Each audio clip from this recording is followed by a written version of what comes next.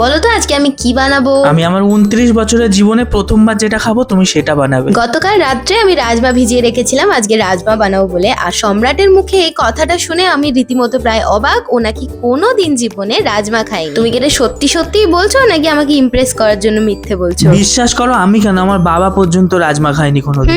ওর কথাটা পুরোপুরি অবিশ্বাস করার মতো নয়, কারণ যেই মুহূর্তে আমার শাশুড়ি মা শুনেছে আজকে আমরা রাজমা বানাবো, ওই মুহূর্তে ইনস্ট্রাকশন চলে এলো যে যেন কোয়ান্টিটিটা অল্প বানাই, কারণ উনি রাজমা খান না। অ্যাকচুয়ালি খান না কথাটা ভুল, কোনোদিন ওরা নাকি খাইনি রাজমা। তবে ওনাকে জিজ্ঞাসা করার পর জানতে পারলাম যে রান্নার প্রসেসটা ওই তরকা আমরা যেভাবে বানাই সেইভাবেই আমার বানাতে ইচ্ছে হবে। ছিল একটু ডিম দেওয়া, যেরকম করে এগ তরকা হয় ওরকম ভাবেই, কিন্তু ডিমটা ঘরে ছিল না। আর দুপুর 4টের সময় কে ডিম এনে দেবে বলো? আর এনে দেওয়ার লোক থাকলেও বা দোকানটা কে আমার জন্য খুলে রাখবে? তাই জন্য যা যা ছিল ওই কোনো রকমে সেগুলো দিয়েই বানানোর চেষ্টা করলাম। চলুন ঝটপট রেসিপিটা একবার আপনাদেরকে বলে দিই, বেশি কিছু কিন্তু লাগবে না। প্রথমে তেল গরম হলে ওতে দিয়ে দিয়েছি গরম মশলা, তারপর লাগবে আদা কুচি, রসুন কুচি। এরপর পেঁয়াজ, টমেটো আর লঙ্কা কুচি সমস্ত একসাথে দিয়ে ভাজা ভাজা করে নিতে হবে। ভাজা ভাজা হয়ে গেলে আমার সেদ্ধ করে রাখার রাজমাটা ওর মধ্যে দিয়ে দেবো, আর তারপর একে একে আমি যা যা মশলা ছিল সমস্তটাই দিয়ে দিয়েছি। গরম মশলা, জিরে গুঁড়ো, হলুদ, লঙ্কা, নুন, চিনি। মশলা কুক হয়ে যাওয়ার পরে বাটার আর ধনেপাতা দিয়ে দিলেই কিন্তু আমাদের রাজমা রেডি। আর মনে রাখবে রাজমাটা যেন ভালোভাবে সিদ্ধ হয়। আমি গোটা একদিন রাজমাটা ভিজিয়ে রেখেছিলাম, তারপর দিয়েছি 8 থেকে 9টা সিটি। মনে রাখবে সেদ্ধ না হলে কিন্তু খেতে ভালো লাগবে না।